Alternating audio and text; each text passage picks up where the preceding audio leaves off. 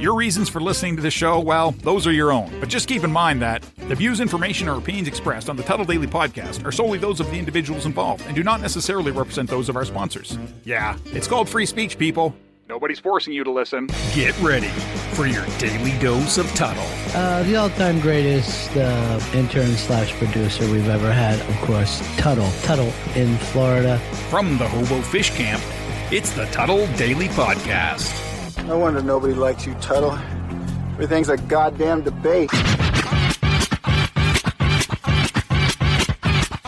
Chill out. Drink a 7-Up. Eat a moon pie. Quit murdering people. Greetings and welcome to another edition of the Tuddle Daily Podcast. If you get a chance, go to my YouTube channel, youtube.com/Tuddle. While you're there, make sure to subscribe and hit that bell button, because when you hit that bell button, you're going to get alerted to any time I go live or I put up any brand new content. There's also two ways you can get a hold of me. You can email me, tuddle@gmail.com. That's Tuddle with two D's, TUDDLE @gmail.com, or leave me a voicemail, 407-270-3044. I'm sorry. I got to apologize for the show coming out so late today. I got to tell you, Friday was pretty good for me, but Saturday, I ended up waking up early. And I know a lot of people, when I talk about this, because a lot of people that listen to the show, they might not live or battle, depression like I do, or have anxieties like I do. Just a lot of stuff that I've had to go through as of late. It's funny, right after my dad passed away, it really wasn't that hard for me. It just seems like later and later, and farther away from where we get from my dad passing away, the more that it's starting to affect me. And I'll give you an example, just like little bitty things will set me off, because it crippled me for the whole entire weekend. Like I didn't post anything on social media. I didn't post anything on Twitter. Absolutely. And I hardly even called anybody, but I watched that new Paul Rudd show with Will Ferrell, The Shrink Next Door. And the character that Will Ferrell, is playing ended up just recently losing his dad. He's having to take over. I'm really not ruining the plot, but he's having to take over the fabric business that was his dad's. And he talks, and some of the things he says really, really hit home. Like, it got me thinking. I was like, man, this is exactly what's happening to me. And also, the thing that does not help me as of late, when I've been dreaming, I've been having a lot of dreams about my dad and stuff, and it's made me want to sleep more, because that's the only way that I can see him. And I know that it does not make any sense at all, but I could not get myself motivated to do anything this weekend. And I had to force myself to get out here today just to be able to get out here and record. And I don't want anybody to think, oh, Tuddle, yeah, it's real hard for you to get up and do what you do. Nah, it kind of is. But I also, at the same time, I don't want to compare it to a physical labor job that a lot of people that are hurt or going through the same thing and have to go out and work a job that they may not like, or, I'm not saying it's just, I don't want anybody to think that I'm being a big pussy or I am, thinking that I'm special and I'm the only one that's having to go through this. No, that's not the case. It's just a lot of people that have to go through this type of stuff don't have to deal with the mental illness, the substance abuse. That was the other thing. I was having such a bad weekend that I really did think about getting out there and maybe drinking again. And I stopped myself. I stopped myself from doing that just because I had not felt that bad. And I know that it's over some dumbass, stupid shit that a lot of you people are out there probably listening and probably saying, oh, Tuddle, Just suck it up. Be a man. And I think I've done a pretty good job at it by not going back to the drugs and alcohol. And you know what? It just sounds like I'm patting myself on the back. I just wanted to explain to you guys why I am a little late on doing the show this weekend, why I didn't do any stuff on my YouTube, any of my stuff on my YouTube channel and stuff. I just wanted to let you know. And that's all. Let's get into some fun stuff. I talked about this a little bit as of late. I talked about that football player up in Kentucky that has the he has 5 fingers plus a thumb. So he's got 6 digits on one hand. I grew up with a kid that had webbed feet.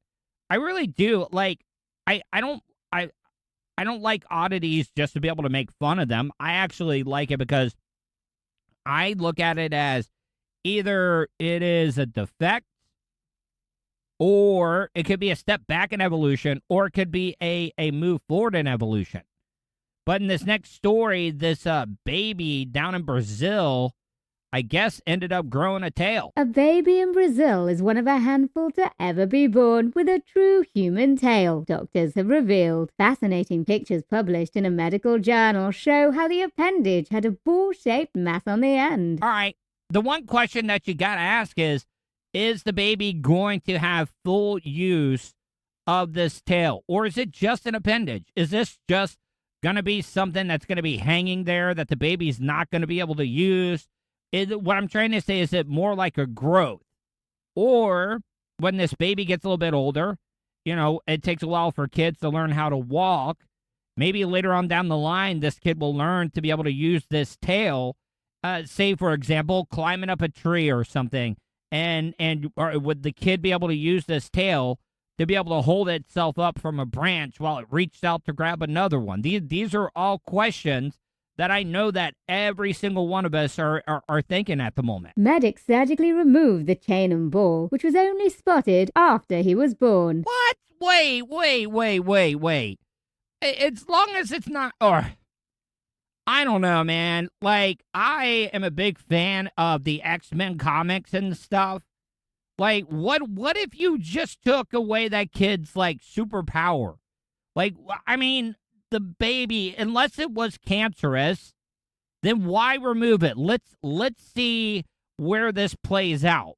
Let's see if later on down the line, the baby is in its crib and can grab a rattle and rattle the rattle with his tail.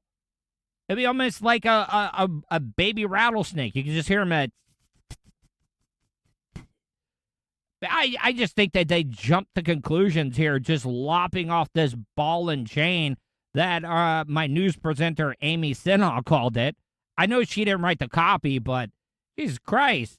What if this ball at the end of the tail eventually grew spikes out of it, and this was just like a evolution and human evolution, that this thing was going to be used as protection down the line? All babies develop an embryonic tail in the womb between 4 to 8 weeks after gestation, but this is normally reabsorbed back into the body. But in extremely rare cases, this doesn't happen, and the tail can continue growing. By the time he was born, the tail had grown to a whopping 12 centimeters. Jesus Christ.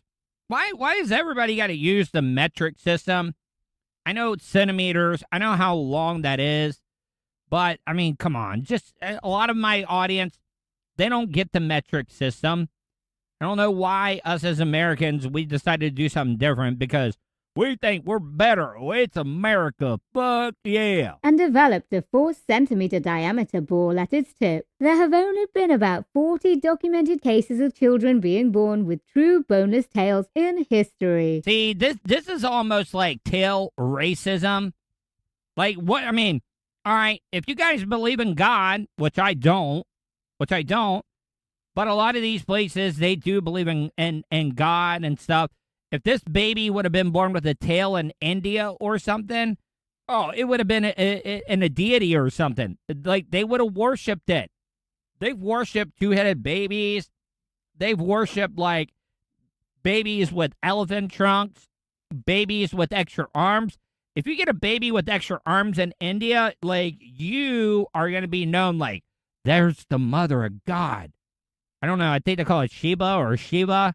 I think Sheba is the one that's got it. If it's a girl with a bunch of extra arms born with it, yeah, like I said, money-making, godlike baby. Human ancestors, alongside our ape relatives, lost our tails when we diverged from monkeys about 20 million years ago. Seriously, though, like, all right, I know, look, shock jocking, just giving you a heads up, shock jocking here.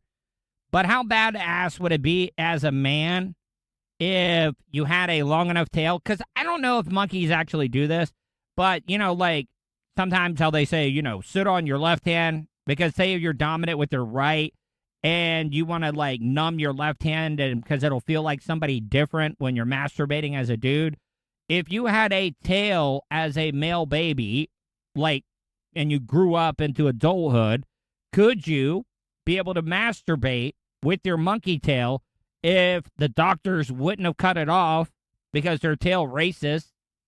What if we're supposed to have tails? What if these are X-Men babies that are coming out, like I said, that are supposed to, like, save the world if we're ever invaded by aliens? Yes, I had a lot of rest and time, and maybe I smoked a little bit of weed because of my anxieties, and I'm coming up with some weird stuff here, but please do not judge me at all. In some faiths and cultures, human tails are considered holy and are worshipped. After an ultrasound scan revealed no concerns relating to the tail being attached to the baby's nervous system, surgeons opted to remove the appendage, but they did not detail how they did so. A post-surgery analysis of the tail found it was comprised of boneless tissue, with the ball on the end being made of fat and embryonic connective tissue. This is Amy Sinha reporting for the Tuddle Daily Podcast. Thank you, Amy. If you want to hire Amy to do some voiceover work, you can easily do that. Go to her website, amysinha.com.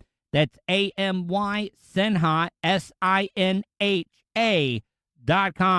Going to move right along into my next story, which I think is really, really cool.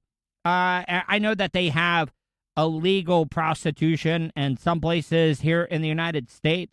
But in this next story, I forget exactly where it is, but they're giving out vouchers that people can use on whores if they get their coronavirus jab. Vaccines with benefits.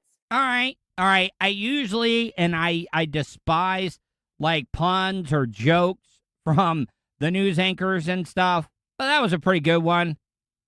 Vaccines with benefits, like friends with benefits. I'm going to give you a jab. I'm going to be able to jab you multiple times until I can't jab anymore. Yeah, okay. I like it.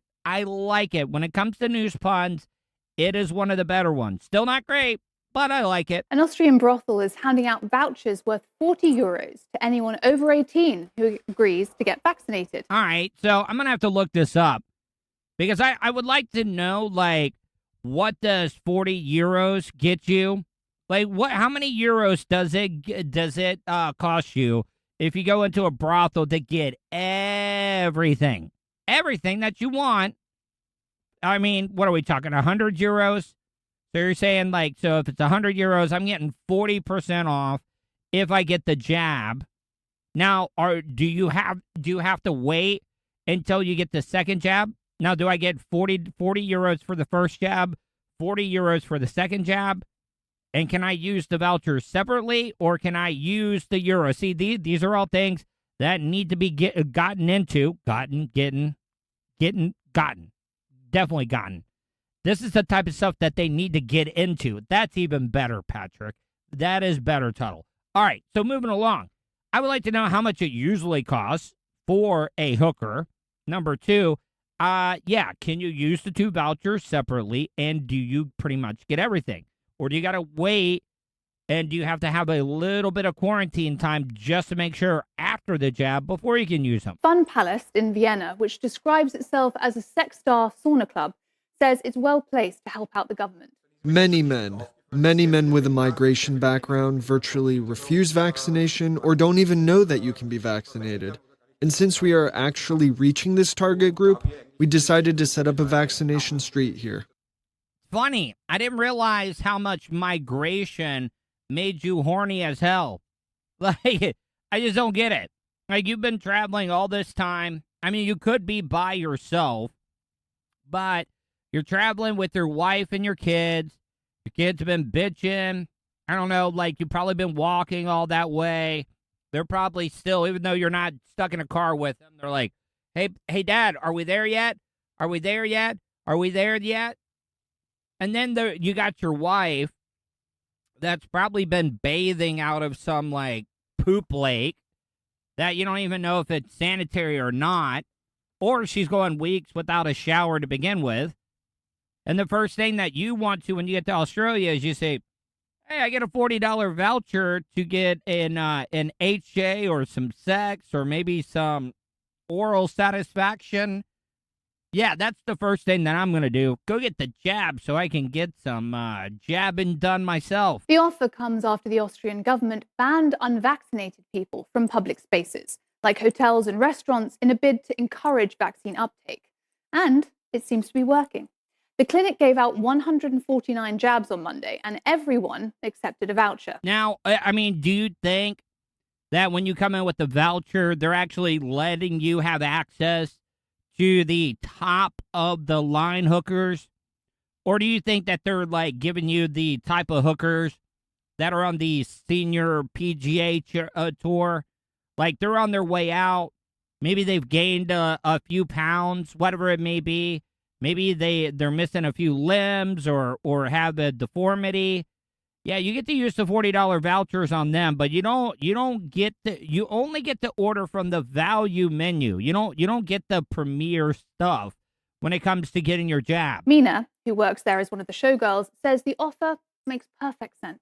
Well, I think it's a very good idea to have a vaccination street in the Fun Palace because the name Fun Palace suggests fun, and that suggests going back to normal a bit. Also, I've talked about this. I played a story last week where people were having to read the tweets and stuff, and they show no emotions. The same thing goes for, like, these interpreters, because that was a hooker talking from Austria, and obviously you wouldn't be able to understand her, so they get somebody else that speaks Austrian, and they have them read it, but they read it with no emotion at all.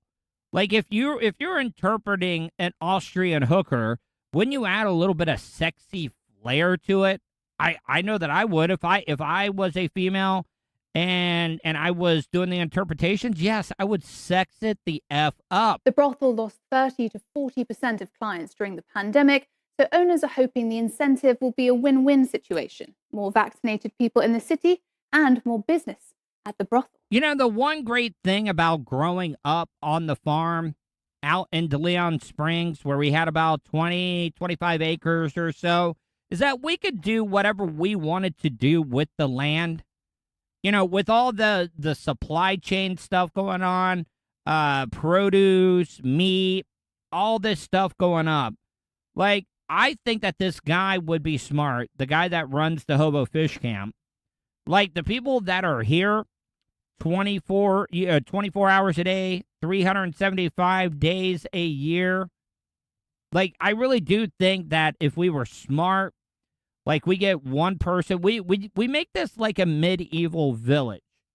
We get a guy that is a tool manufacturer guy that has all the workings and stuff. Let him build a little shed. I say we almost build like our little own community right here at the Hobo Fish Camp. And we only accept people that know how to do trades. Like, I could, deliver the local news every single day. I know a lot of people probably don't have access to podcasting and stuff, but I could burn them onto CDs every single day, give you, like, rumors and stuff around the Hobo Fish Camp. My mom, she could be, like, a baker.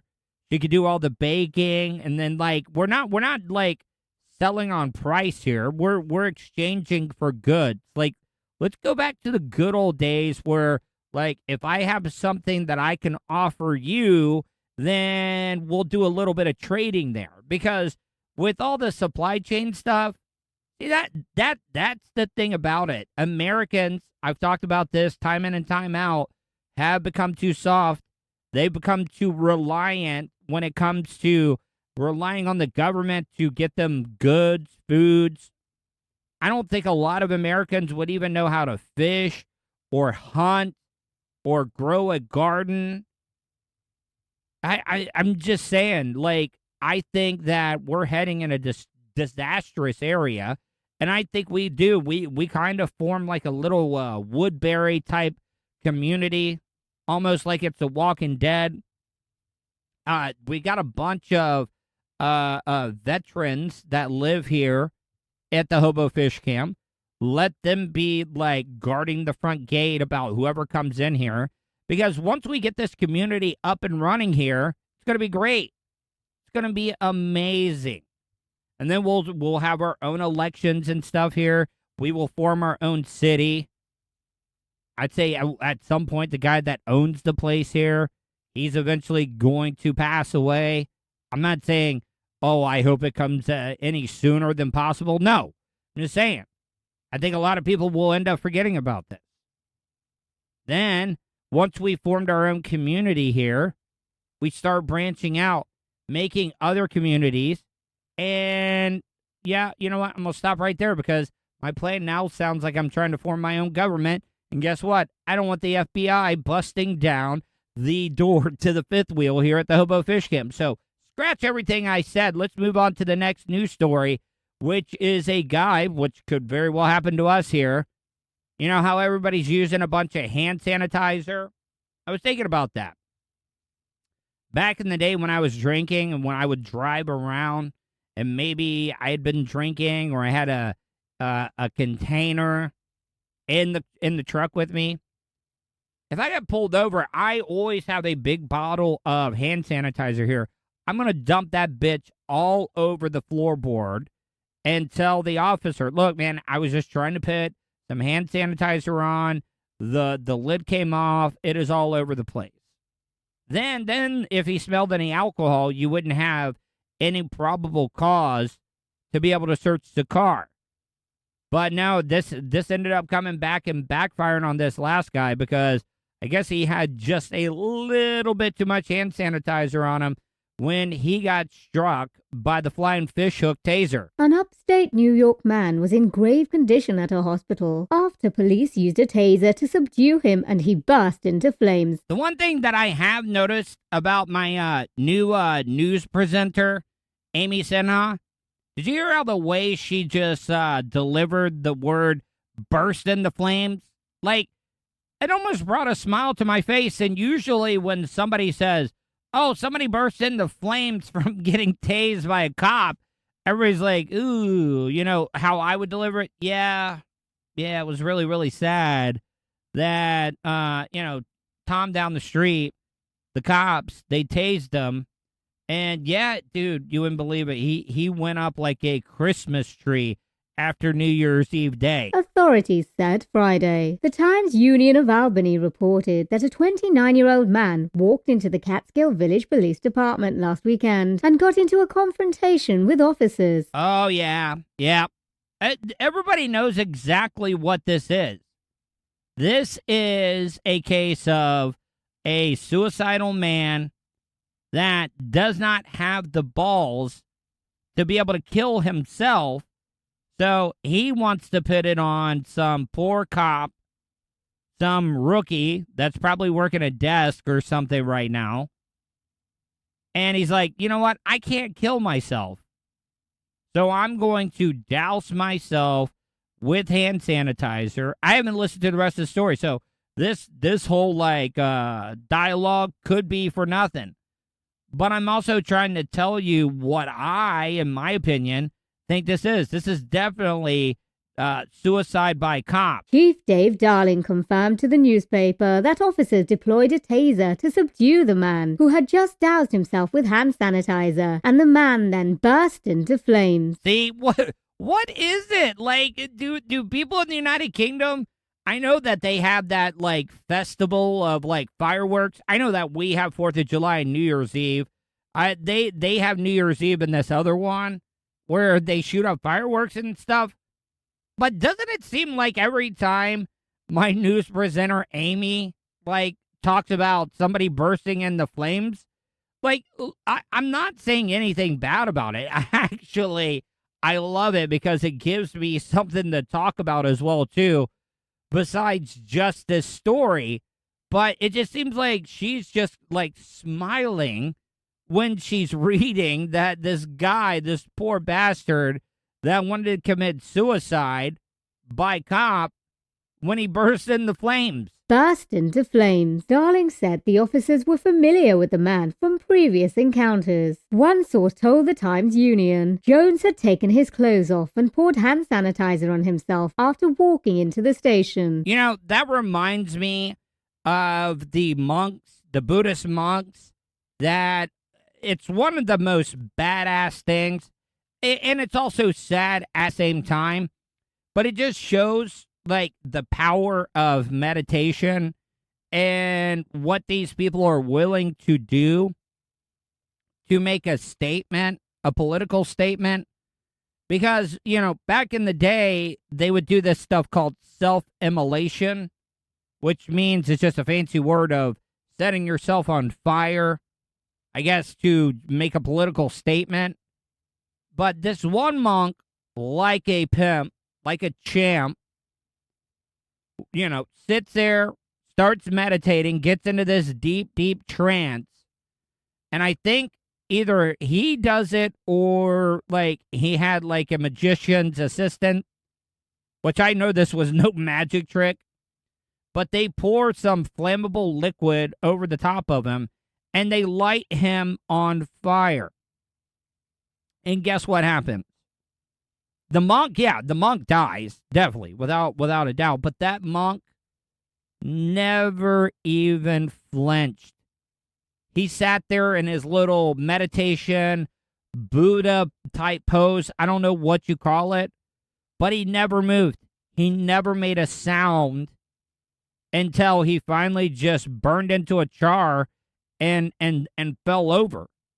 Which I just don't get it. I mean, those guys, those take it to the next level. This guy, and I'm not even saying the Buddhists were trying to die by suicide. They were just trying to well, technically it is suicide, but they didn't want to die, but they were making a political statement, which that is a pretty big ass political statement to make.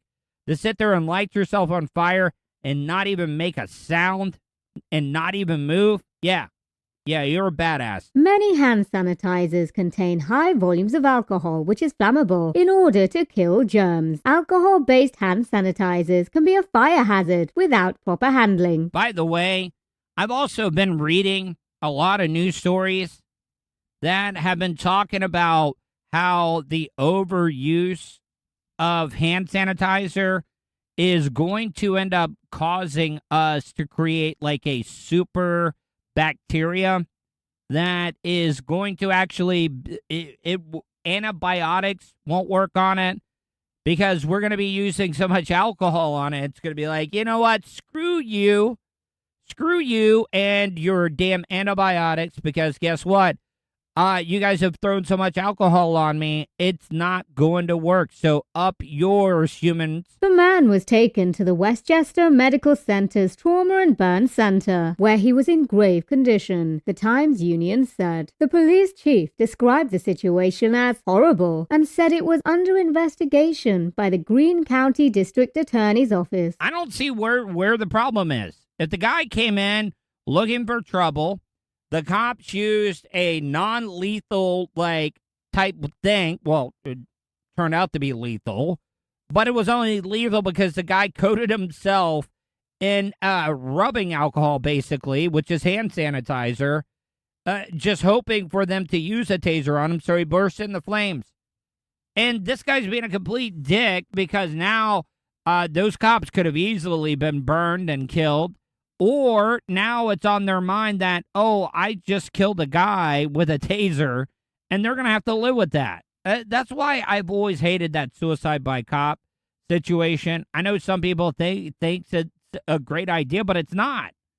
I mean, you got to think about what the cops are going to have to go through after they kill somebody that wants to die by suicide. Kevin A. Louisbrand, an attorney for the man's family, declined to discuss details, but said he had asked the police to preserve all recordings and written materials related to the encounter. Darling said that his officers are not equipped with body cameras, but that there are video cameras in the police station. This is Amy Sinha reporting for the Tuddle Daily Podcast. Well, thank you, Amy. I'm sorry about today's show being so short. I promise you that I'm going to have a longer show for you tomorrow. It's going to be up much, much earlier than today's was.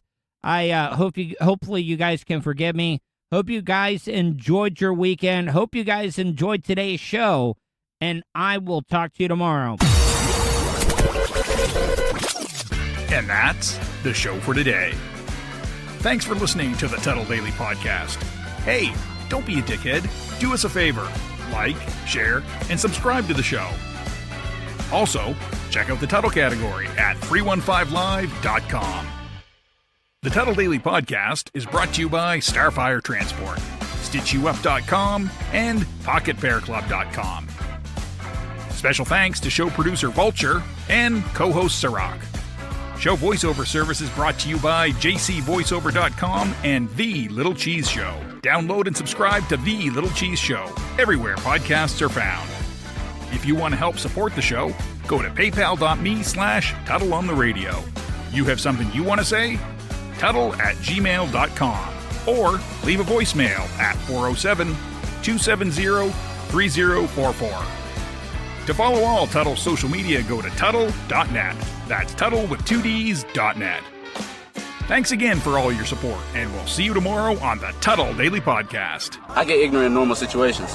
What you mean? What the fuck you mean? What are you talking about?